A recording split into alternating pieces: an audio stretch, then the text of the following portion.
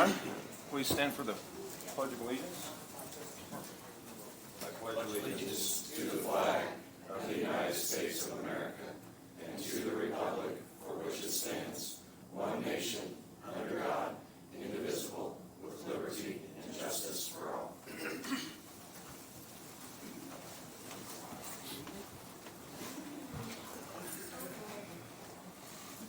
Welcome and thank you all for being here this morning after a fabulous weekend of Good Friday and Easter, and how blessed we are to have that before this meeting and just to have it no matter what. But then also another blessing that I have to mention is both, as he's already shaking his head back there, was that it was a great 2 days for Purdue to be playing basketball. So they were blessed by God. So with that, I'll accept a motion to adjourn because we have no other reason to be here. So it is good, or not, I mean, Good Friday, my Lord. I mean, it is April Fool's Day, so we should. Anyway, all right, enough of the BS. We are going to table the minutes for the March 18th meeting and move on into new business with legal. Just one issue today, and that is the renewal of an AT&T agreement. Got this from Sean Guts the other day. It's a renewal contract for AT&T, and it is essentially for the internet circuits at the sheriff's office. They are doubling our bandwidth and saving a little over $300 a month with this renewal. I reviewed it as the standard agreement with AT&T and would respectfully recommend your approval. To approve. Second. All in favor, aye? Aye. And that's it? That's it for legal issues today. What a, man, we need to have, I always say this, never mind. Less legal issues. All right, moving on to the UMR. Kaylee, you want to mention anything about that? Because Megan is not able to be here this morning. So I know Megan went through the UMR plan docket page by page. There were no major changes in the plans. It's just a renewal for 2024. Okay. Questions? Move to approve. Second. All in favor, aye? Aye. Aye. Excuse me. Next is the public hearing on the, God, I can't even read this morning, the bridge fund. Yes. This is, I'm going to quit there before I make any more mistakes in the words that I'll say. This is reestablishing the cumulative bridge fund and increasing the tax rate for the fund pursuant to Indiana Code 8-16-3. As our assessed valuation goes up each year, the cumulative bridge fund, which is inside the levy, trickles down a little bit each year. And so what we've done is work with Baker Tilly to try and get it back up to where it needs to be so that we can fund the existing projects and ones going forward. This would reestablish it at $0.0228 for each $100 of assessed valuation, which is basically 2.3 cents per $100 of assessed valuation. Again, this is inside the levy, so it is not a tax increase. It doesn't increase any taxes. The county council will then look at that number and then reapportion other funds based upon this, assuming it is adopted by you and approved by the DLGF. Could you speak up? Because I can't hear you in the back. Oh, okay, sorry. Move this over.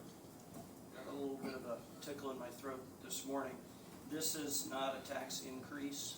It is the cumulative bridge fund, which is inside the levy. So any increase in that would have to have a decrease in another fund. So there's no increase in taxes, but this reestablishes the cumulative bridge fund at $0.0228 for each $100 of assessed valuation. So it will increase it a little bit. I think it's currently about 1.8 cents, 1.9 cents. And this will reestablish it at 2.3 cents per $100 of assessed valuation. And so with that, if you could please open the public hearing. Will, the public hearing is open for comments, questions.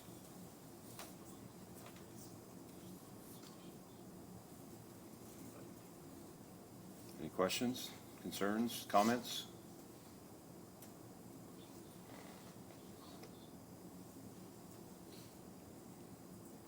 We have to do this for like 30 minutes, is that what? Oh, okay, 30 seconds, I'm sorry.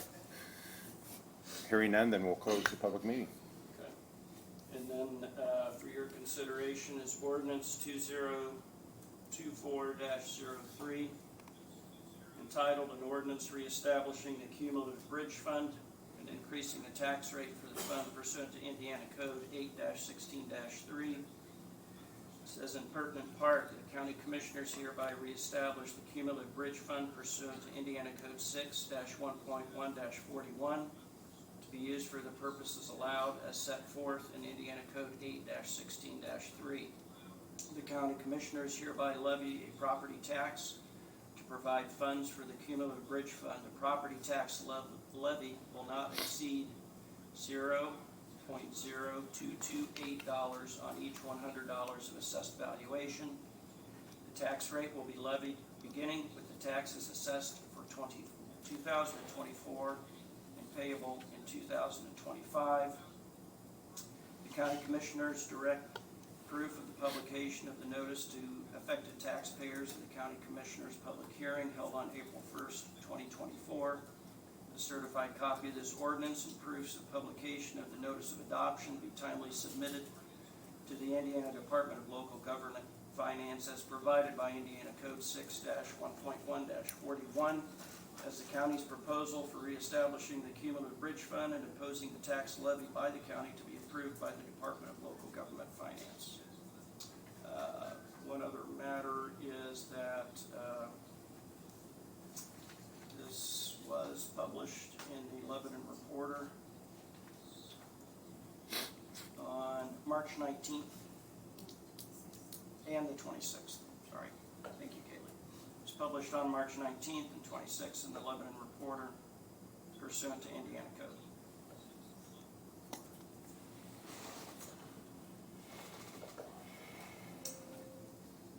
Questions, concerns? I would make a motion to approve. Second. All those in favor, aye. Aye. All right, simple enough. Next on our agenda is community corrections.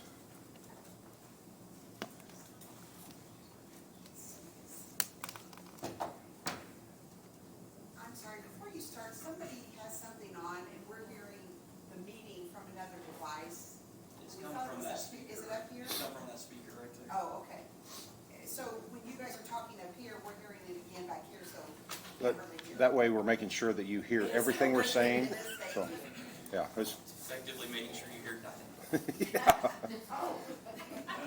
Did you mean they're saying? No, that is not what I meant or said. I don't know that we can change that, Is it the speech? oh, never mind. Yeah, all taken care of, thank you. Thank you. Yes. I knew if we just said it out loud. Yes.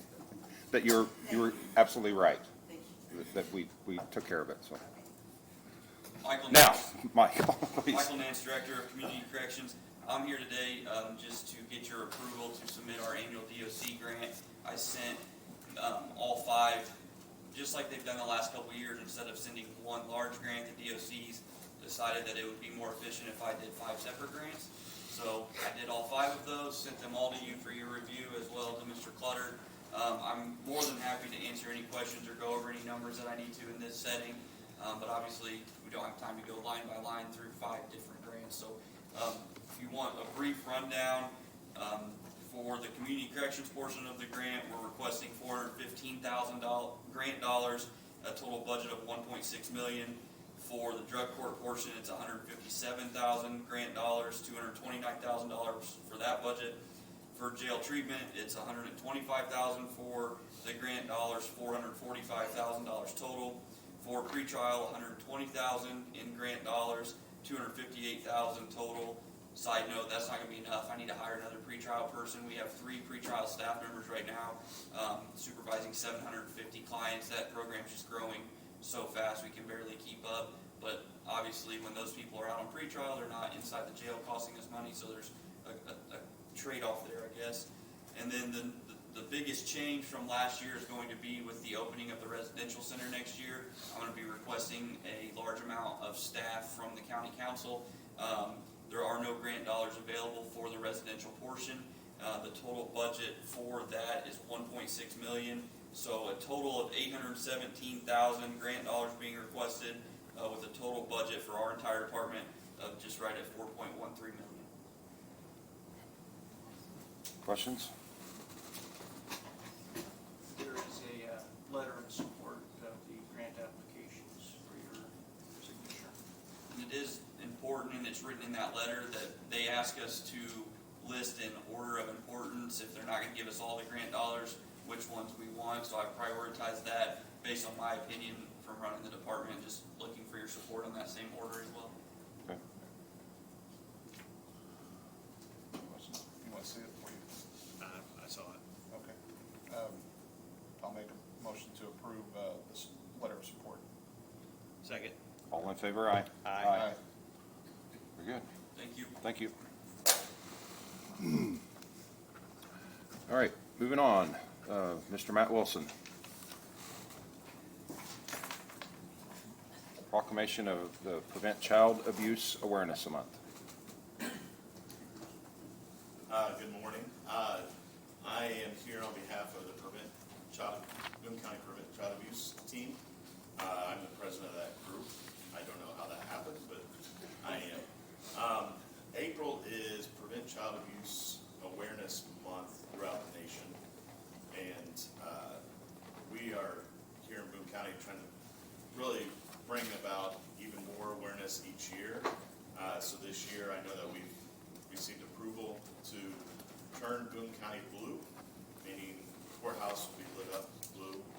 We have pinwheels, and signs located at the Boone County Mentoring Partnership Office, 404 West Camp Street, where people can request those and put them out in their yard as well. We're encouraging people to change out their light bulbs at their home to turn Boone County blue, just to bring about awareness, cause a conversation, encourage people to just be aware and do what we can as a community to prevent child abuse and neglect. So I have a proclamation put together for your approval. You want to do it or you want me to? I can read it, Okay. unless you really No, want. you Okay. go right ahead. Boone County, Indiana proclamation recognizing April as Child Abuse Prevention Month. Whereas all citizens have a legal responsibility as individuals and a moral obligation as members of the community to ensure the well-being of children. And whereas the effects of child abuse and neglect need to be addressed by the entire community. And whereas effective child abuse prevention programs succeed because of partnerships among social service agencies, schools, religious and civic organizations, families, law enforcement, and the business community. And whereas citizens should become more aware of the negative effects of child abuse and neglect and its prevention within the community, and should become involved in supporting parents to raise their children in a safe, nurturing environment. And whereas the state of Indiana, through the Department of Child Services, continues to facilitate progress toward realizing the goal of protecting children and of providing high-quality, uniform treatment services for these children and their families. And whereas Boone County continues to promote a proactive response to the problems of child abuse and neglect by supporting the efforts of Prevent Child Abuse Boone County, Department of Child Services, Sylvia's CAC, Boone County CASA, Boone County Mentoring Partnership, Healthy Families Boone County, Firefly, and Mental Health America Boone County. And whereas it is imperative that we acquire a working knowledge of the phenomenon of child abuse and neglect, and that we demonstrate support for work of both professionals and volunteers. Very good. And that's it. Questions? I don't have any. I would suggest a motion to formally adopt the proclamation that Matt just read, and then commence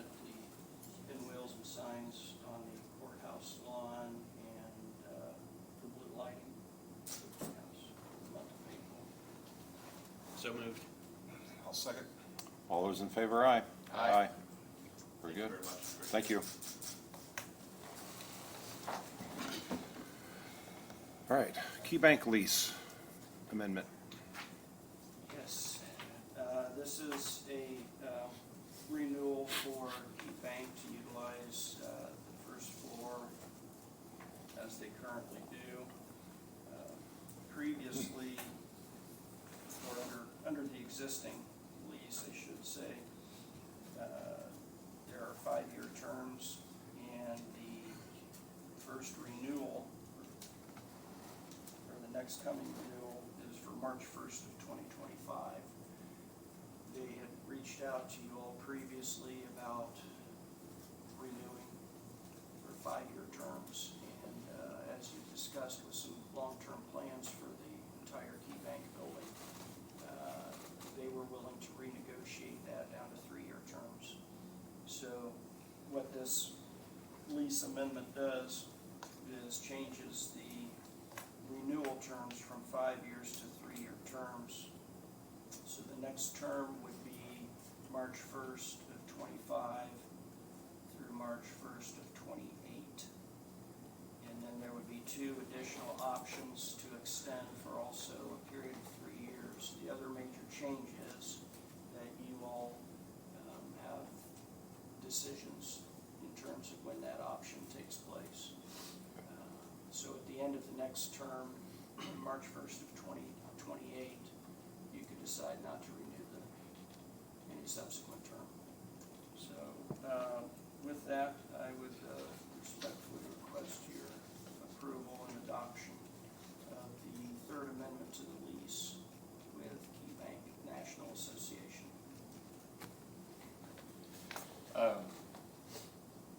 Yeah, I've been through this as well as a couple times, and they did meet all of our requests in the agreement, so, I'd like to just make a comment on this. This lease was, existing prior to us buying the building with the previous owner, and we extended that lease. And I think it's important to note that, for those who don't know, the purchase of the building was done in such a way that this lease and some of the others have up to this point made the bond payments on that building. So up to this point, the lease agreements that we have in place have made the bond payments. In a changing environment, we've lost some of the tenants at this point in time, so that's changing slightly now, but up to this point, it has made the payments. So with that, I would make a motion that we approve the lease agreement. Second. It's been moved and seconded. Excuse me. All those in favor, aye. Aye. Very good.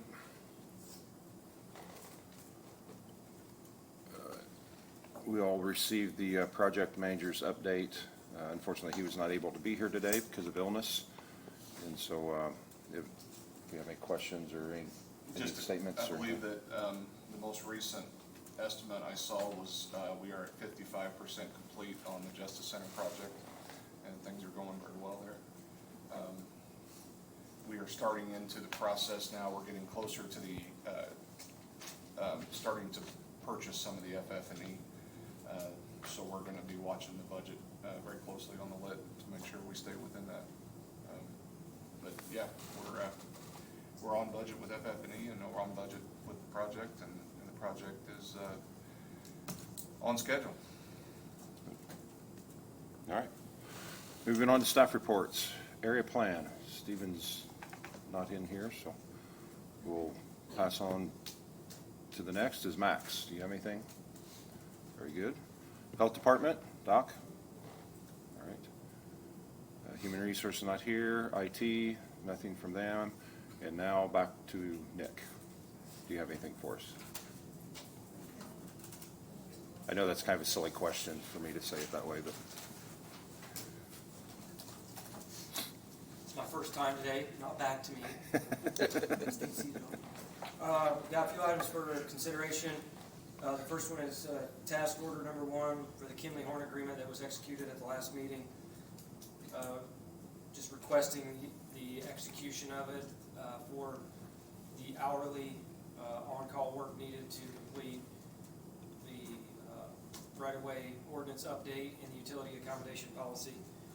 There's a spot on there for commissioner signatures, requesting that signature at this time. Move to approve. Second. All in favor, aye? Aye. We have a bond release that's been requested by Everstream GLC Holding Company in the amount of $70,000. We're requesting that bond be released for right-of-way permit. Move to approve. Second. All those in favor, aye? Aye. And the final thing for consideration is the Indiana Sign and Barricade quote for construction sign installation, placement and removal for our road program. They've been providing that service for the last several years, placing road construction ahead and construction signs where we're going to be doing paving projects, resurfacing projects, or chip and seal projects with our own staff. So not part of another paving project, having to place those signs to alert motorists of work that will be ongoing in those areas over the next several months. Okay. Move to approve. Second. All in favor, aye? Aye. Just an update, we're moving forward with the monument that's going to be constructed at Bridge 41, which is this former Stone Arch Bridge on 200 East at the Clinton County line. That was part of our requirements and commitments that we made during the environmental process and public involvement phases of the project, that we would make a monument commemorating the structure. Our staff has been working with different individuals that specialize in those areas to get a plaque made, and then going to make a monument out of the stones from the bridge. Our staff operations group went up and made a parking area, and now we're working with a couple of different folks to make the monument and to make the plaque also. I just want to give everybody a heads up on that, moving forward with that. Then there's ongoing road work. 900 North is still closed by the Montgomery County, Clinton County line. The project is ongoing for replacement of a bridge. And then there's a lot of road work occurring around the Lilly project, or the traffic numbers continue to increase. The road work on 450 North, that we were concerned about that being a gravel road. That road is now undergoing reconstruction to become a paved road. So it's definitely creating, a lot of concern, but the outreach continues to be ongoing. There's improvements still need to be made to 150 West, north of 450, and also on the bypass road that was created, connecting 375 and 450. So that work is ongoing. There's a sanitary sewer line that's going to be work. It's going to cause some intermittent road closures and construction in the area that's going to be starting this week, going into the next few weeks. Much of this work is within the city of Lebanon annexed areas, but it is going to be a significant impact to the motorists using 300 North, 150 West in that area. Just want to give a brief update on that. County Road 100 South, near 600 East, which is between the Lynn Lee subdivision and 650. It closes today, or scheduled to close today for replacement of that WO016. Which is a small structure right there. It's got concrete walls and a little jog in the road right there that's been an ongoing issue, has some scour issues. We were awarded community crossing dollars for that. Contractor is expected to start work on that this week. He replacing it with a 4-sided box. And then provided a letter, just gave it to you this morning, didn't have a chance to forward it. I was off a few days last week. 250 South and John Shaw Road, so in between Lebanon, Pittsboro, Blacktop, or 25 West, Hall Baker Road, or 100 East. They've got some names in there with it, but it's just east of 39 on 250 South. There is an intersection that's always been a kind of unique or interesting, as you would say, where John Shaw ties into 250, and there's a jog in the road. It's been an ongoing question that we've received at our office for a number of years.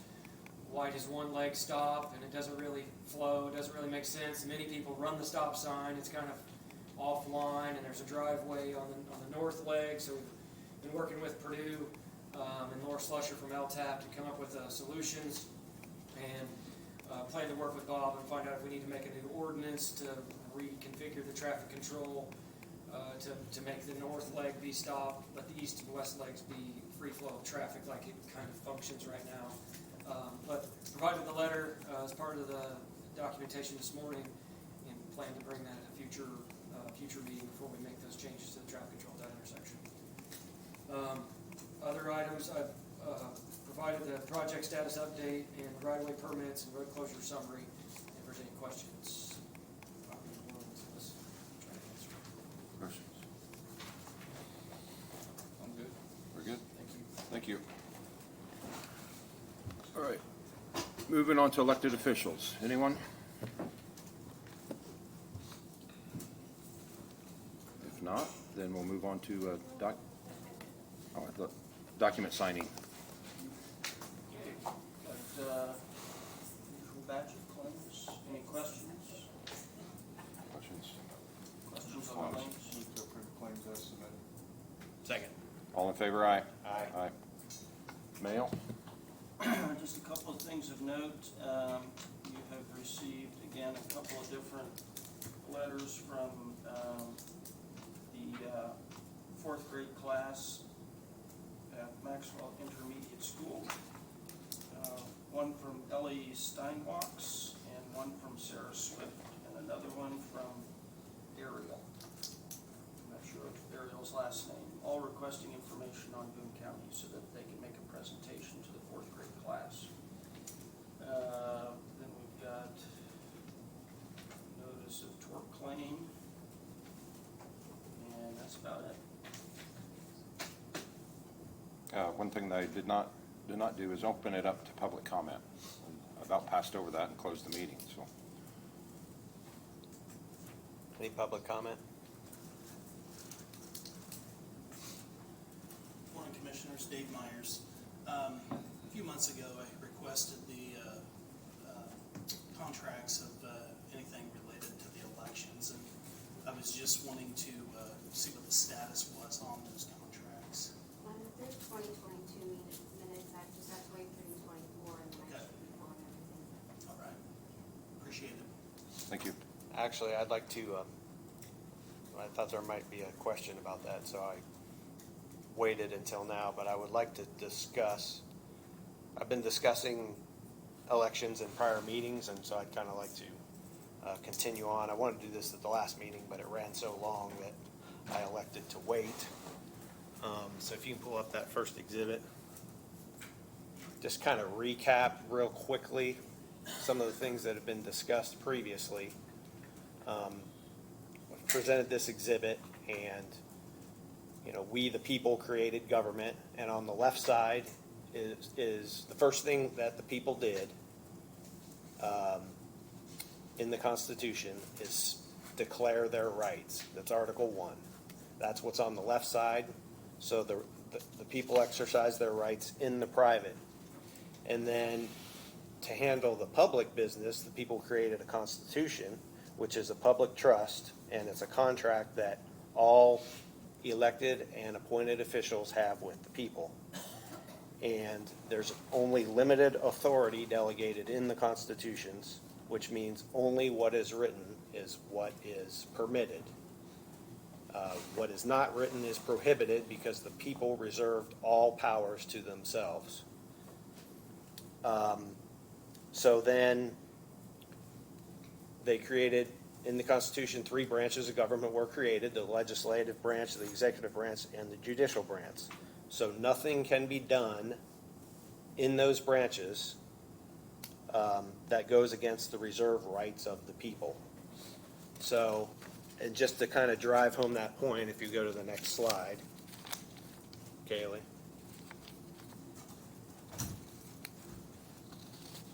So this is from Black's Law Dictionary, and it's a definition of constitutional liberty or freedom.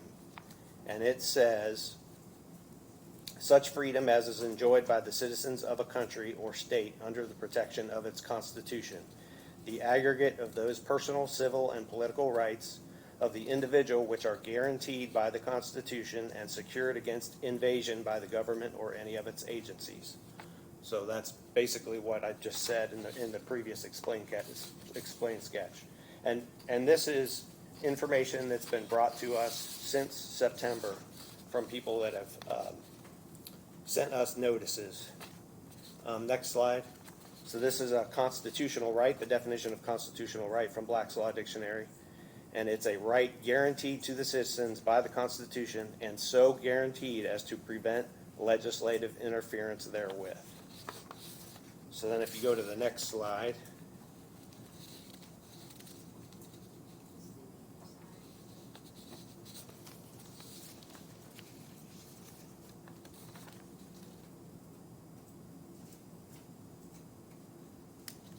I don't know if you can make that bigger.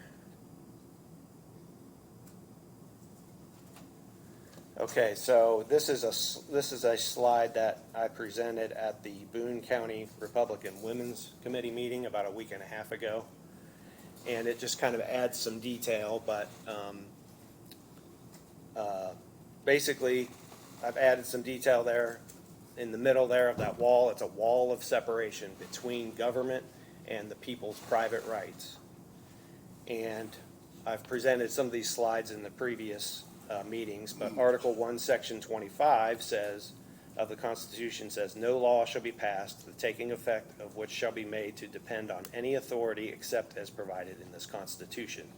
So that's the wall of separation between government and the people's private rights. So then in the upper box there, in the yellow upper box, it says, as far as people running for office, it says the people express the qualifications to run for office here, meaning in the Constitution, and reserved all other power to themselves, including the right to run for office, subject only to those expressed qualifications. And I've went through this in prior meetings, but it's the qualifications that are in the Constitution, which are citizenship, age, and the third one's escaping me. But it doesn't have anything to do with voting in prior primaries. And that's what that orange box is next to the yellow one. It says, no authority delegated by the people here to change or add qualifications or to disqualify people based on anything other than what people said in the constitutions. Government's supposed to, these policies are supposed to be made to protect the people's rights, not to trespass them. So in other words, in the legislature, they're supposed to pass policies that administer what the people already said in the Constitution, the qualifications that the people said are required to run for office in the Constitution, not make up additional qualifications. And it doesn't matter if it's a corporation or a political party, because corporations are a creation of the legislature, because they're created by statute, so they are also bound to what is said in the Constitution. And I've heard some people say that political parties are private membership associations, but it's the same thing as people. People exercise their rights in the private, so they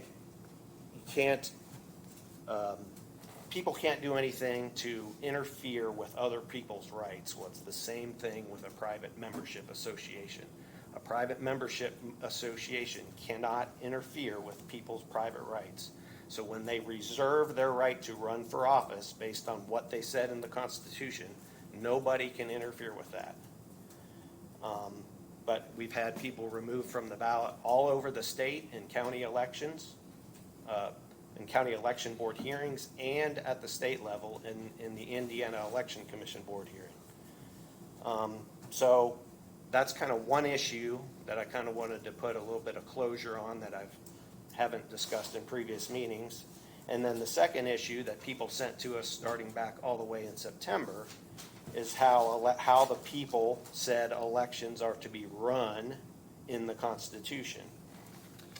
And that's at the very lower left-hand corner there. It says Article 2, Section 1, which is in the Constitution, says all elections shall be free and equal. And that actually appeared in the Bill of Rights in our 1816 Constitution.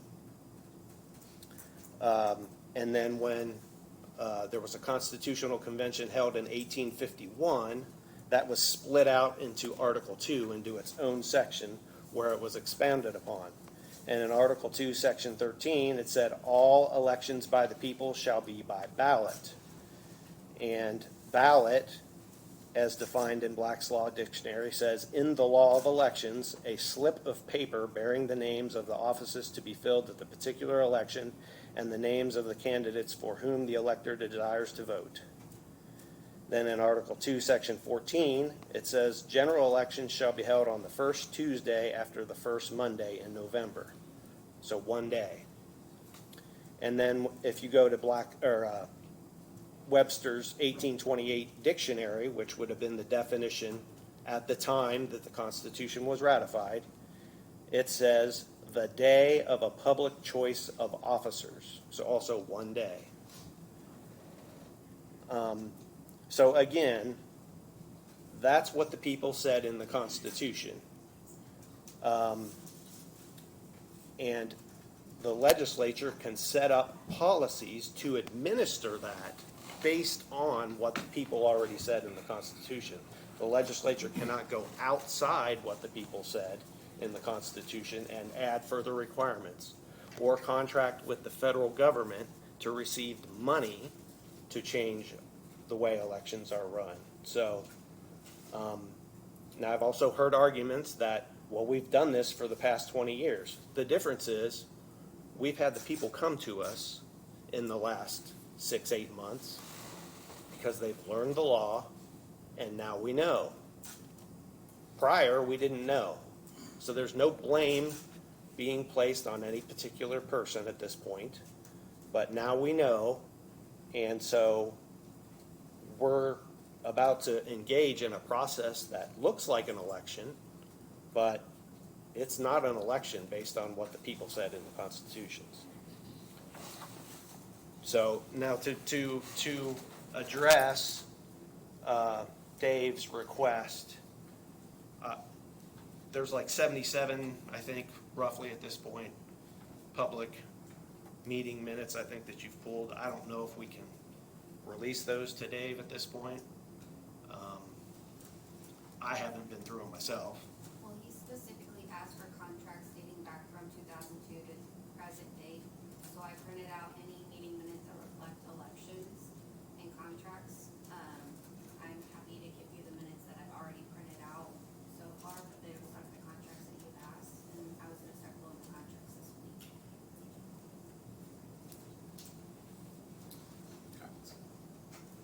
You're finished. Floor is yours. Lisa Bruder, Boone County Clerk. I'm curious, Commissioner Breyer, were you not elected on the same machine that I was elected on? I was, but I kind of addressed that point. I said that, But now we know, Okay. now we know. So when you two were on the ballot, it's an issue. When he was on the ballot, it wasn't an issue. It's not, we're just talking about the law, Lisa. Exactly, and I understand. But I also understand, are you not here as a commissioner? Are you not addressing something that has been addressed? Are you not trying to use your public position to influence others? No. Right now, you're not. So No. you're not asking Kaylee to go through this as your position as a commissioner. You're not. You're doing it as Tim Byer, the public person. Excuse You're me. sitting there. That was a request from the public of what she's doing. He just asked her the question if they're ready to be released right now. He has not given her any orders or not. It was requested by the general public for that information. Let's make sure we got that straight. That is straight. But he was asking her to go through again the same information provided. Again, that's been declined by the election board. Again. We received notices from the people instructing us, the election board got them too, but instructing that full disclosure of contracts be provided. That's what she's doing. But that's not my issue. My issue is you're here again using your position to discuss what has already been addressed and what has been declined. You're using. I'm just your presenting position information that's been provided to us. as I've been asked commissioner. to publicly, we've been asked, all of us have been asked to publicly discuss this. Okay, but they haven't done it, just you. Right? Yeah. I'm listening to what the people are instructing me to do. So you're saying that you don't feel that they're listening to the people? I'm not gonna speak for them. Okay. But I find it weird that it's every meeting you're bringing it up. There's so many other things. I'm trying to run another election, and yet I have to stop pulling absentee applications and run over here because you want to talk about something that's already been addressed. How has it been addressed? It's been decided. We are a micro. You're right, it has been decided. It was decided when the Constitution was ratified. Commissioner Meyer, we are not going to agree upon this, and I'm sorry that we're not. Well, hey, it's the pursuit of the truth. If you want to ignore the truth, that's up to you. Okay, and I appreciate that that's how you see it. It's I not see me. you I'm as presenting one. what the Constitution says. If you want to provide information that shows you that you have the authority to do what you're doing, that's what the people are asking for. They've been asking for that since September. So are you saying that as Tim Byer? Are you saying that as a commissioner? Are you trying to persuade my? I'm not, opinion as a I'm just commissioner? presenting what the Constitution says. Do you, Because Commissioner Lawson or Commissioner Wolf have tried that. well, it would be nice, my expectation, and I think the people's expectation, because they've been learning this over the past couple of years, is we all take an oath to the Constitution. It's up to you, it's up to the people to understand what that means, and it's up to any elected official to understand what that means, because it's a contract. Whether you want to acknowledge it or not, it's a contract. It is. And I give several of the oaths, and I do uphold my oath, and I do take it very serious. But being called over, I mean, I don't see how anyone, the taxpayers find this, that this is, they're getting their money's worth. Oh, I agree. We're not running elections according to what the Constitution says. I agree they're not getting their money's worth. I 100% agree with that. So, but I'm here again addressing the situation that has been taken care of. You may or may not agree with abortion, but the rule's been set down. I don't see you out. And why is that an issue? You guys keep bringing up the election, so I want to bring up something that's going on, and oh my God. Just as you brought up abortion, but I'm not part of this, but gladly, if you want to bring me in. So, I mean, you're the one that addressed it, oh my God. I'm grateful that God rose yesterday, but. I am. What, So, let's, but at the end of the day, commissioners, this has to be addressed. I cannot be taking time away to come over here to address, to defend my position every single time.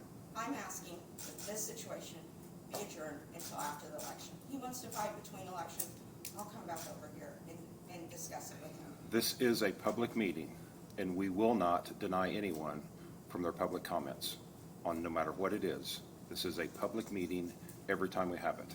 Whether you agree or disagree, it can and will happen. So Just if- because I don't agree with someone, I'm not going to tell them that they can't state their, or vice versa. So it is a public meeting, open to It any is a comments. meeting, but you can cease the amount of time that's allotted. You can limit it. Let's limit it right now then. Fine by me.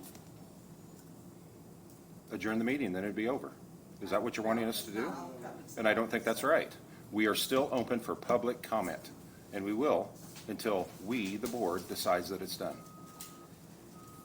On anything. It can change just as soon as you sit down or walk away. It can change to a completely different subject. That's why we are open for public comment. Okay, so every meeting I will be here, and I will be here to stand here, and elections will cease getting done until every meeting. That's Thank you it. for your information. Does anyone else have any public comment?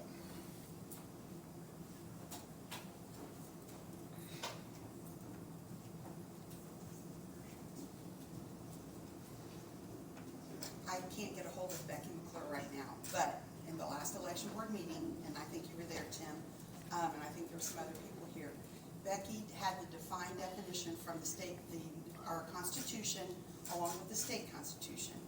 And I apologize that I don't have the information, but I will get it to you, where the constitution says that the states make the decision, and the state constitution addresses the election issues. So, Tim, I will be more defined in what I'm looking up that you've presented, but Becky did that. She's president of the election board, just so you know, and she presented that publicly at the meeting, and she had all of the terminology and where it could be located in the state constitution. So, having said that, it may be a difference, but if we're gonna present information, we need to present all of it. So if this is going to happen again at the next meeting, I can try to have her here, or I will try to have her information here. But what I want you to know is that the county election board is not taking any of this lightly. They have listened to everyone, and they are looking up the information to make sure they are doing everything legally. And everything that they have found so far, they are doing it legally. Doesn't mean that everybody has to agree to it. But I can assure you that they are not taking this lightly, nor would they intentionally try to do something that is illegal or wrong.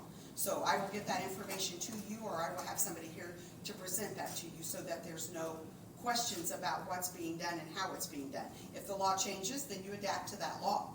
But when our national constitution says that it's up to the states to make the decision, and the states are making that decision, I don't think it's wrong. And let's be honest, one of the biggest complaints we've had throughout history is that people can't get to the polls to vote. So now that they've been given more time, you and I both know that the one day is not going to be fair to so many people, when the whole point is that as many people as possible can get to the polls to help make the decision on who they want to represent them at all areas of government. So there's a lot of issues that certainly can be discussed, but I want you to be reassured that the Boone County Election Board, and there is a Republican, there is a Democrat appointed by each party, and then the county clerks is automatically on that. But they are not taking this lightly, and they are looking up every issue that has been put in front of them and addressing it accordingly. So I just wanted to make sure you were reassured of that. If you would like to share that information, or Mrs. McClure would like to do that, Okay. then please get on our agenda for the next Okay, meeting. I will find that out and let you know. Thank you. All right. Anything else?